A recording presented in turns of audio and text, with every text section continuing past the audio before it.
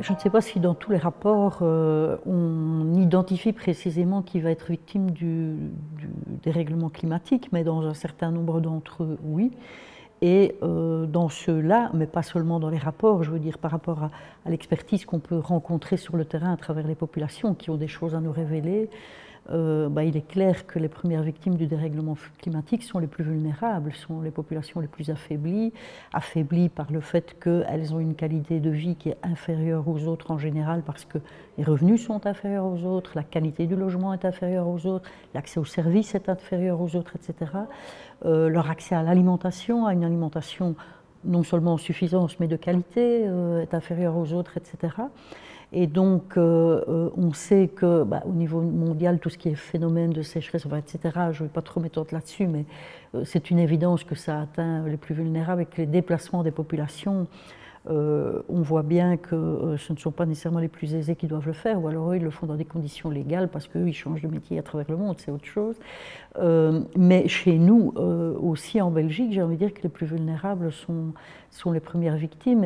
Et est-ce qu'il faut vraiment des rapports pour le dire? Il y a des années qu'on sait que laisser durablement dans la pauvreté des ménages les confronte directement aux plus grandes difficultés lorsque les aléas particuliers de la vie interviennent, comme les aléas qui peuvent être dus aux enjeux climatiques aujourd'hui. Il suffit de regarder les inondations en Belgique, mais particulièrement en Wallonie, même si un petit peu en Flandre, qui ont touché les populations. Les gens ne vont pas devenir pauvres parce qu'ils sont inondés, leur situation va s'aggraver parce qu'ils sont inondés. Mais en fait, pour une partie d'entre eux, ils vivent dans ces vallées ou dans un type de logement d'une qualité inférieure à ce qui est absolument indispensable, avec une impossibilité d'accéder à des assurances, de pouvoir les financer, les payer, etc., avec un contenu à l'intérieur de la maison qui va se dégrader très vite, etc., qui font que lorsque ici, le climat plus d'autres éléments jouent en la défaveur d'habitants d'une région, on voit qu'ils risquent de rester sur le carreau. Alors il y a le moment des inondations qui est détruit en fonction de la localisation où on vit, et on le voit, il y a plus de personnes de petites conditions, mais il va y avoir, qu'est-ce qu'on fait après?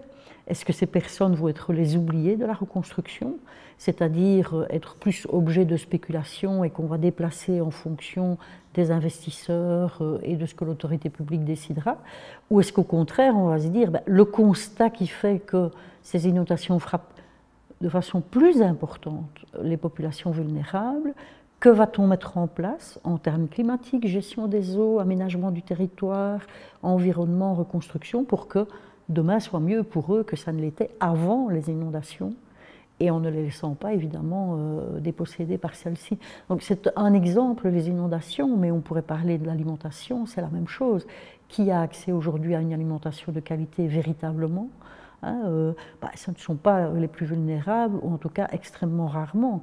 Je veux dire, les gens les plus laissés dans la pauvreté, parce que la pauvreté, ça n'a pas de légitimité, ce n'est pas un fait individuel qui est dû au comportement des personnes. Bien sûr, on peut avoir des accidents de la vie qui font que on est face à des difficultés plus compliquées que d'autres à affronter. Mais enfin, en général, l'appauvrissement, il est plutôt dû au fait que tous les droits n'atteignent pas les gens, que tout le monde n'accède pas au droit au logement. Et on a l'habitude de dire au réseau que ce ne sont pas les enfants qui ratent à l'école, mais c'est l'école qui échoue avec certains enfants, de certaines catégories sociales ou de niveaux socio-économiques plus affaiblis. C'est pas les gens qui ont un problème avec le logement, c'est la politique du logement qui a un problème avec sa population, etc., etc. Et donc si on en vient à l'alimentation que j'évoquais, c'est la même chose. Les gens, ils souhaiteraient bien s'alimenter, mais quand on est dans des conditions répétitives de vie où c'est impossible de bien s'alimenter parce que le budget ne le permet pas, parce que la localisation des productions ne le permet pas, il faut se déplacer, aller chercher, etc.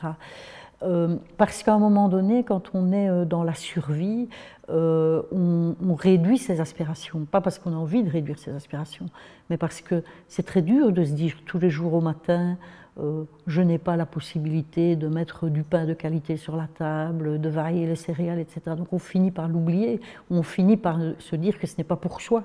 Donc on n'a pas envie de découvrir cet univers-là parce qu'on ne peut pas souffrir tous les jours de ne pas savoir faire économiquement, en termes de droit à la mobilité, etc., etc., ce qui semblerait nécessaire.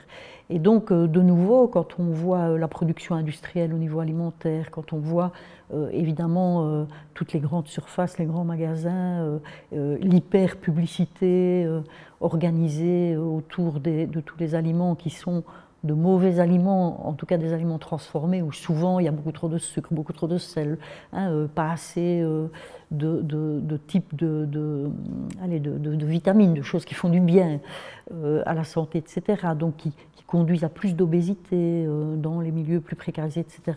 Ce n'est pas une volonté de mal manger, hein, c'est tout simplement on fait ce qu'on peut avec ce qu'on a. Quand on est dans le trop peu de tout, le trop peu de considération, le trop peu d'attention des autres à soi, le trop peu de connaissances, le trop peu d'argent dans le portefeuille, le trop peu de culture et d'enseignement, pas parce qu'on ne l'a pas voulu, parce que les choses n'ont pas été organisées pour qu'on y accède, eh bien on fait ce qu'on peut. Et on fait ce qu'on peut avec les richesses dont on dispose. Mais si elles sont maigres, ben, on fait le mieux qu'on peut, mais c'est maigre, même le mieux qu'on peut. Et c'est ce qui se passe pour les gens en situation de précarité, de pauvreté durable. Et en plus, j'ai envie de dire qu'ils sont doublement stigmatisés par le fait que souvent ils seront jugés par l'extérieur comme incompétents, non volontaires, hein, dans le fait de s'orienter dans une direction, etc. Le nombre de fois, moi, où je suis interrogée et interpellée, où on me dit « Mais enfin, Madame Mailly, manger ça, ça ne coûte pas beaucoup plus cher que hein, d'aller manger les trucs dans de la grande distribution. » Mais on sait que c'est faux dans les faits, hein, parce que les produits sont quand même, ça dépend quoi, hein, dans la chaîne des produits de qualité, c'est variable, mais j'ai encore entendu une personne qui fait une étude chez Cianzano à ce propos-là, et qui dit que c'est démontré par les chiffres que ça coûte plus cher de manger sain. Donc ce n'est pas une vue de l'esprit. Alors on peut peut-être se dire que pour certains ça coûte moins cher parce que c'est des gens qui mangent peu, qui se satisfont de... C'est possible, hein, qui sont dans une logique de simplicité, etc.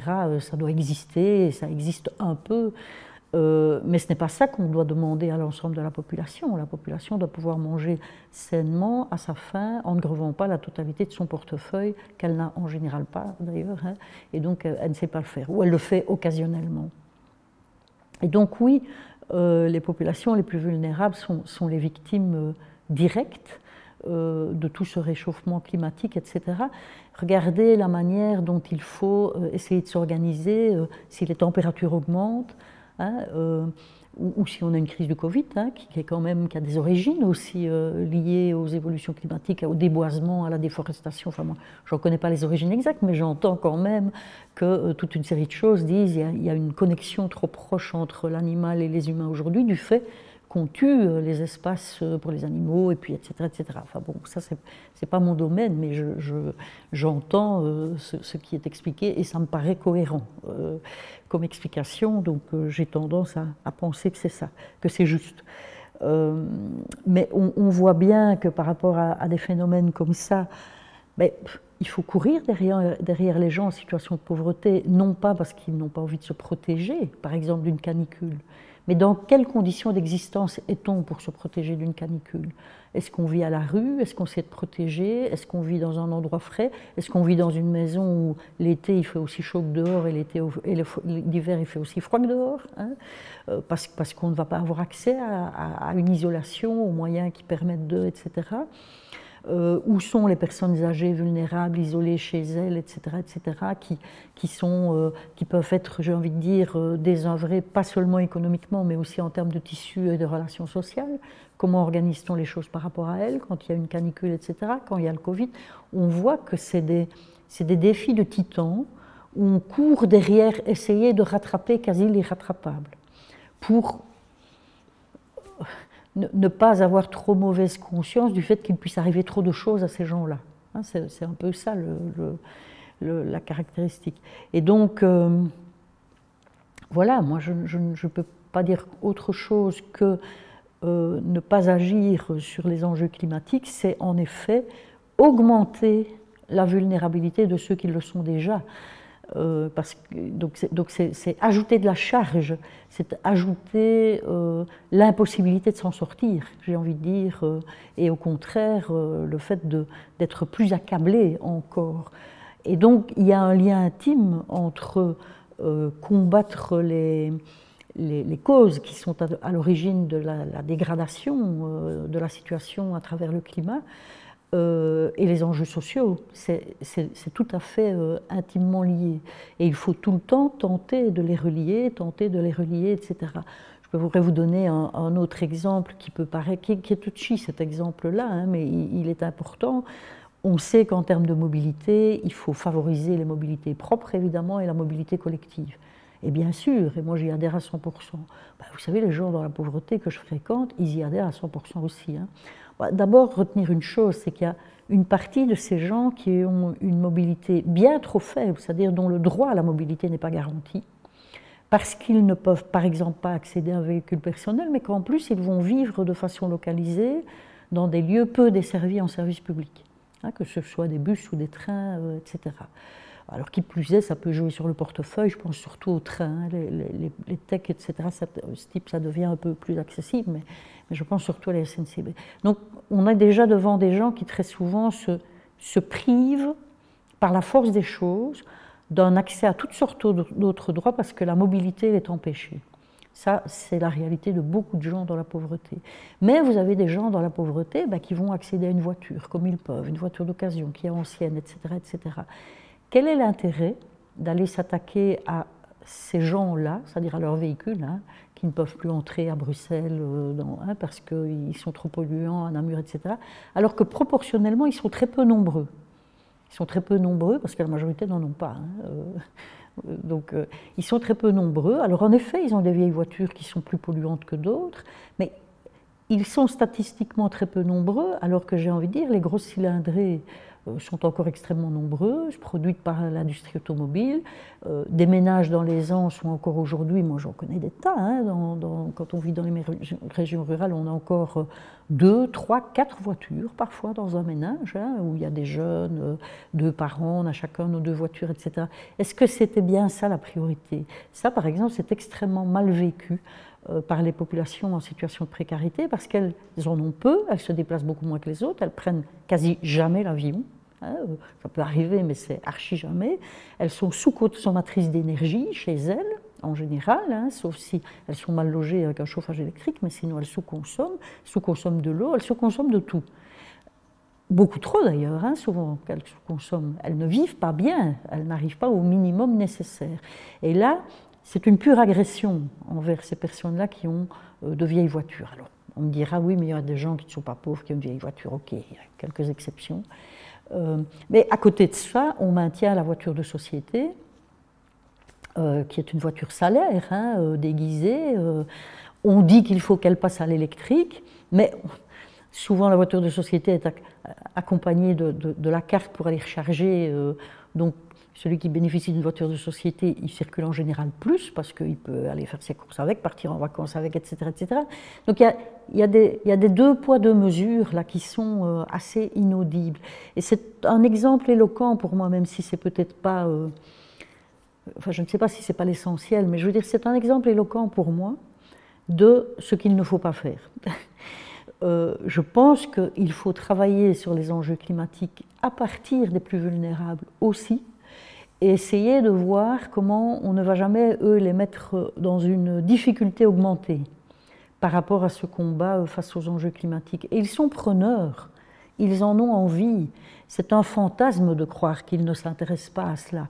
Par contre, qu'il n'ait pas le temps suffisant pour s'en occuper, ou qu'il n'ait pas l'énergie suffisante, ou que le moral n'y soit pas, ça peut être vrai, parce que quand on est dans la pauvreté, on est usé par l'énergie qu'il faut consacrer à la survie du quotidien, qui est de trouver des trucs et ficelles tous les jours pour vivre toute la journée, régler des factures, aller jusqu'à la fin du mois, retrouver un logement, se déplacer pour aller se faire soigner, qu'une maman oublie d'aller se faire soigner au profit de faire soigner un enfant et donc souffre peut-être effectivement de quelque chose qui est douloureux et qu'elle va essayer d'oublier parce qu'il n'y aura pas les moyens de le faire, choisir entre des médicaments, enfin, etc., etc., etc. Aller négocier à l'école pour reporter des frais, aller trouver le CPS, chercher des colis alimentaires. Vous savez, quand vous avez une vie faite de tout ça, ajoutez au fait que vous devez vous battre contre les institutions qui, même publiques malheureusement, hein, qui contrôlent de plus en plus, qui stigmatisent de plus en plus et qui portent de plus en plus un regard culpabilisant sur la pauvreté et en ayant un peu un esprit de suspicion généralisée, quoi, hein. Est-ce que le pauvre n'abuserait pas? Est-ce qu'il ne chercherait pas à rester pendu à l'assistance des services publics, etc., plutôt que de se bouger, de trouver des solutions? On voit ça dans la recherche d'emploi, on voit ça un peu partout. Donc c'est très dur d'affronter tout ça. Donc en effet, il peut y avoir moins de capacité, moins d'énergie, moins de punch pour s'associer à ces combats-là. Mais lorsque vous vous posez avec les gens et que vous parlez de tout ça, ben, ils ne sont pas idiots les gens, hein. Pauvre ne veut pas dire idiot, pauvre ne veut pas dire ne jamais rien entendre, pauvre ne veut pas dire ne pas s'intéresser à la nature, ne pas apprécier une rivière, etc. Et d'ailleurs, parmi les personnes en situation de pauvreté, il y en a qui j'ai envie de dire, je ne sais pas si on doit dire des inventeurs, mais qui ont été des audacieux, qui pour solutionner l'accès à certains droits qu'ils n'avaient pas, comme l'accès à l'énergie, l'accès à l'eau, ou qui pour essayer de se sentir mieux dans leur vie alors qu'ils trouvent peu d'espace d'existence qui leur soit reconnu ou accordé, eh bien qui parfois vont s'installer dans des milieux plus ruraux pour vivre, par exemple, et découvrent un apaisement terrible à pouvoir être proche d'une rivière ou au bord de la verdure, entendre les oiseaux, etc., et à qui ça fait le plus grand bien d'avoir une sorte d'apaisement qui est un rapport à l'environnement qui n'est pas agressant. Après, on pourrait dire que dans la vallée de la Vesdre, etc., évidemment, les éléments viennent de se déchaîner, mais il y a des raisons à ça, il y a des causes, il y a des explications, il faut les résoudre au profit de tout le monde. Et malheureusement, il est arrivé aussi souvent, et il arrive encore souvent, que des personnes dans la pauvreté qui ont trouvé des solutions comme celle-là pour eux, avec quelque chose de plus... qui permet de s'en tirer mieux dans la vie et de se sentir mieux, ben, parfois ils se font éjecter de ces solutions-là. On a connu et on connaît l'habitat permanent, par exemple, en camping, en parc résidentiel, dans des zones touristiques, parfois dans des zones agricoles, dans des zones boisées, etc. On peut comprendre qu'on ne laisse pas construire n'importe où, mais peut-on comprendre que les gens qui ont eu l'énergie de construire la solution à ces endroits-là, et qui, pour beaucoup d'entre eux, ont un rapport particulier à l'environnement qui se construit dans ces endroits-là, y compris parfois, moi j'ai connu des gens qui ont construit leur petite éolienne, qui ont construit 2-3 panneaux solaires, etc. Hein. Donc, alors, je ne dis pas qu'il faut pousser à l'autarcie, hein, parce que tout le monde n'est pas capable de ça, et c'est sûrement pas la solution à prôner. Moi, je suis pour des solutions qui passent par le service public pour véritablement faire reculer les inégalités et garantir du droit à tous. Mais ces personnes qui ont inventé ça parfois, ben, elles se sont vues éjectées, comme si ce qu'elles avaient su conquérir pour être mieux était de toute façon toujours illégal et illégitime. Alors illégal en partie oui, mais est-ce que tout ce qui est illégal ne doit pas à un moment donné être abordé comme peut-être une proposition qui interroge l'État sur des réponses à apporter lorsque l'État, lui, n'a pas été capable de les apporter ou n'a pas d'autres solutions à offrir en perspective. Donc je ne suis pas dans le dire il faut tout laisser faire, c'est pas ça que je dis, c'est lorsque le peuple d'en bas, j'ai envie de dire, celui qui souffre, celui qui ne bénéficie pas de ses droits, celui qu'on oublie, celui qu'on laisse trop durablement dans la pauvreté, lorsque lui vient avec des propositions qu'en général il concrétise, qu'il n'intellectualise pas, eh bien elles sont moins prises en considération, j'ai envie de dire, que lorsque les choses sont réfléchies par le haut, quoi, donc de façon descendante par les personnes qui ont le savoir, la culture, les référents culturels, les cénacles, les lieux où exercer le pouvoir, les lieux où exercer la décision, etc. Et en matière climatique, comme dans d'autres matières, il faut créer ce lien. Il faut garantir aux gens plus vulnérables de pouvoir être partie prenante des débats, des discussions, etc. Si je prends un autre exemple, on a vu pendant le Covid le drame vécu par les gens partout, hein, mais en ville, dans des quartiers concentrés, dans des tours, dans de l'habitat, etc., avec de la verdurisation qui a disparu. Mais on sait à quel point c'est mauvais pour le climat, on sait à quel point c'est mauvais pour l'environnement, la biodiversité, enfin tout ce qu'on... Mais on a vu à quel point c'est mauvais pour les humains.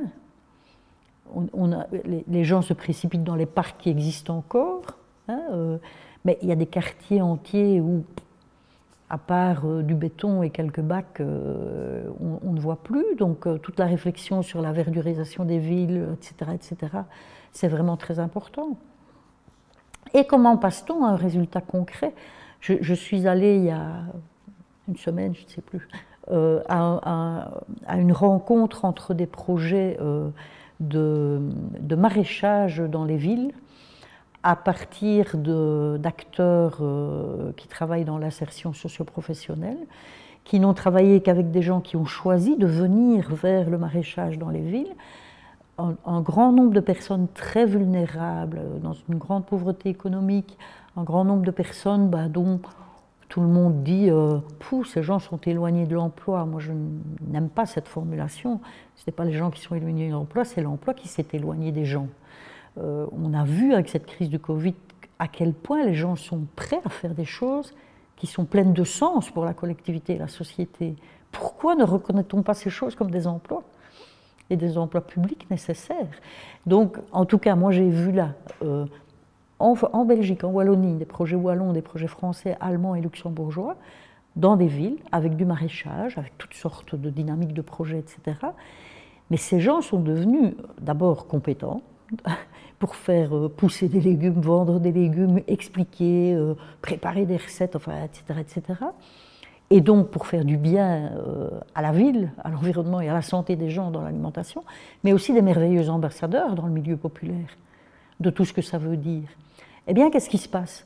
Ces personnes, elles sont dans un projet Interreg financé par l'Europe, etc., dont on dit c'est des subventions pour lancer. Après, il faut voler de votre propre aile. Sauf que ça, c'est de la foutaise.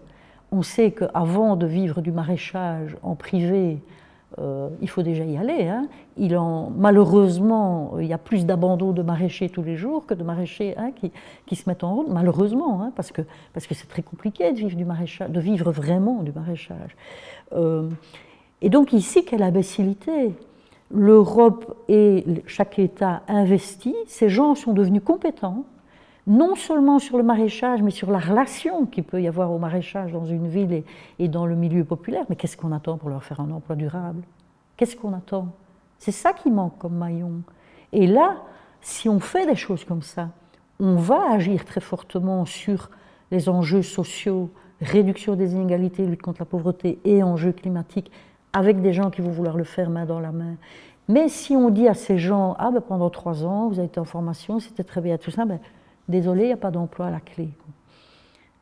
Qu'est-ce qu'on fout là? Qu'est-ce qu'on fait? Et donc, je pense que l'autorité publique est face à des responsabilités énormes aujourd'hui, mais réalisables à travers ces enjeux climatiques, environnementaux, biodiversité et liens avec les populations les plus vulnérables. Mais il faut y mettre les moyens et décider de les mettre là, à cet endroit-là. Parce que les moyens, ils vont encore énormément, évidemment, dans la politique agricole commune, dans l'agro-industrie, etc., etc. Hein, donc, comment mettons ces moyens-là? Et là, on a un boulevard. Il y a plein de gens qui veulent bien s'investir là-dedans. Que ce soit par rapport à la qualité du logement, au maraîchage, au bien manger, à l'entretien des rivières, à un tourisme autre que le tourisme d'hiver de masse où c'est des milliers de voitures qui arrivent pour se garer, pour venir grimper dans des arbres. C'est pas ça l'intérêt, hein. C'est autre chose qu'il faut faire. Et donc, je pense il y a ce qu'il faut. Il faut décider d'orienter les budgets, donc c'est idéologique. Il faut décider d'avoir envie de réduire les inégalités en même temps que de régler les enjeux climatiques. C'est vraiment tout à fait essentiel. Oui, alors face aux dérèglements climatiques, c'est très clair qu'on n'est pas tous dans le même bateau. On voit déjà bien, d'ailleurs, depuis plusieurs années, que les personnes qui ont du bien, qui ont de l'avoir, qui ont des moyens financiers, etc., ils s'organisent pour à la fois contribuer à une réduction du dérèglement climatique et à la fois être, je veux dire, économiquement plus protégés par rapport aux enjeux climatiques. Quand on construit une maison et qu'on est capable d'avoir des citernes d'eau d'une quantité telle qu'on peut non seulement faire fonctionner la majorité des appareils à l'intérieur de la maison, le WC, mais aussi arroser tout le jardin, etc., etc. Quand on peut passer par des panneaux solaires et toute autre chose, pompe à chaleur, enfin, etc., etc., c'est très clair qu'on n'est pas dans les mêmes conditions et pas dans le même bateau que ceux qui n'ont pas l'opportunité d'avoir recours à tous ces outils et ces atouts-là. Et en général, en plus, le fait d'avoir recours à tous ces outils et ces atouts-là entraîne le fait qu'on contribue financièrement moins, on a moins de dépenses. Ce qui n'est pas vrai à l'inverse. Quand on voit le prix de l'énergie qui galope aujourd'hui, pour ne prendre que ça, ou du gaz, et ce que sera le coût de l'eau, etc. Donc non, on n'est vraiment pas dans le même bateau. J'ai envie de dire, il y a toutes sortes de bateaux, et il y a depuis le gros cargo bien confort qui peut avoir recours à tout, en passant par des petits bateaux, des barquettes et des trucs gonflables avec un trou dans le truc, qui sont en train de partir, je veux dire, dans le mauvais sens. Non, et c'est bien pour ça que, je veux dire, qui doit être régulateur de ça? C'est pas le privé il ne va jamais réguler un équilibre. Même si le privé aujourd'hui commence à se préoccuper du climat et à se poser des questions malgré tout sur comment agir, une partie du privé commence à se poser des questions et à agir. Mais c'est le public qui doit réguler ça. Si on veut que le petit bateau troué, il ait d'abord une rustine et puis qu'il puisse passer dans un bateau plus solide et puis avoir un certain confort, etc., il faut de la régulation de l'État. Et donc il faut que l'État offre des opportunités aux gens plus faibles de pouvoir améliorer leur quotidien en allant dans le sens du climat. Aujourd'hui, par exemple, on le voit dans les inondations, il y a des maisons dévastées, des maisons pour lesquelles les gens sont propriétaires ou locataires. Bon, dans toute une partie de ces maisons-là, il y avait des citernes à mazout et du chauffage classique à mazout. Ah, on dit aujourd'hui, mais dans la reconstruction, il ne faut surtout pas réinstaller ce type de chauffage-là, ce qu'on peut comprendre. Évidemment, on peut être d'accord avec ça. Sauf qu'il y a des maisons où tout est détruit, il y a des maisons où c'est partiellement détruit, il y a des maisons où il y a juste une petite réparation à faire, etc. Mais, suivant le budget devant lequel on est, suivant comment on a été assuré ou pas, et donc on sera au fond des calamités, aux assurances, etc., suivant l'espace dans le logement, suivant l'état de santé de la personne dans le logement, etc., quels vont être les choix possibles? Donc il faut tenir compte d'un ensemble d'éléments pour pouvoir dire, oui, il y a des gens qui probablement dans la reconstruction peuvent passer au poêle à peler, peuvent passer, parce que c'est une discussion qu'il y a pour le moment, est-ce qu'il ne faut pas faire un grand marché d'achat de poêle à peler, etc. Il y a certainement des gens qui peuvent passer aux pompes à chaleur. Il y a peut-être des portions de quartier qui peuvent passer à du chauffage en commun, je ne sais plus comment on appelle ça, mais enfin pour tout le quartier, quoi, un truc collectif, j'ai oublié le nom, mais ça peu importe, on m'a compris. Et tant mieux, chaque fois que c'est le cas. Mais par contre, pour les gens qui ne peuvent pas aller dans ce sens-là, comment va-t-on faire les pas avec eux pour, ne pas les remettre dans les plus mauvaises conditions qui soient, mais pouvoir leur permettre de se chauffer, etc. Ne pas les culpabiliser, ou alors les conduire vers un autre type de logement. Si vous êtes une personne âgée avec un handicap, ou une famille monoparentale seule avec plusieurs enfants, que vous êtes dans un petit logement, le pellet, il faut pouvoir le stocker quelque part. Il ne peut pas être près de la source de chaleur, mais il doit être au sec, sinon il gonfle et il est devenu mauvais, etc. Mais vous n'avez peut-être pas l'environnement pour gérer ça. Le poêle à peler, moi je croyais ça il n'y a pas longtemps, que c'était tout automatique, quoi. Il suffisait de mettre des pellets dedans, pas du tout. Il faut entretenir, il faut nettoyer, il faut avoir une cheminée en bon état, gérer la mise en conformité de la cheminée pour qu'elle soit en bon état. M'a-t-on dit dans une réunion, coûte aussi cher que le poêle à peler lui-même, par exemple, etc. Donc on est dans quelque chose où, évidemment, que les gens ne sont pas dans le même bateau. Et c'est inadmissible. Alors, moi, je ne sais pas s'il faut un seul grand cargo. Bon, ça c'est un peu une utopie probablement, mais on ne peut plus supporter qu'il y ait des flottilles qui sont en train de couler, quoi. Ça c'est inadmissible.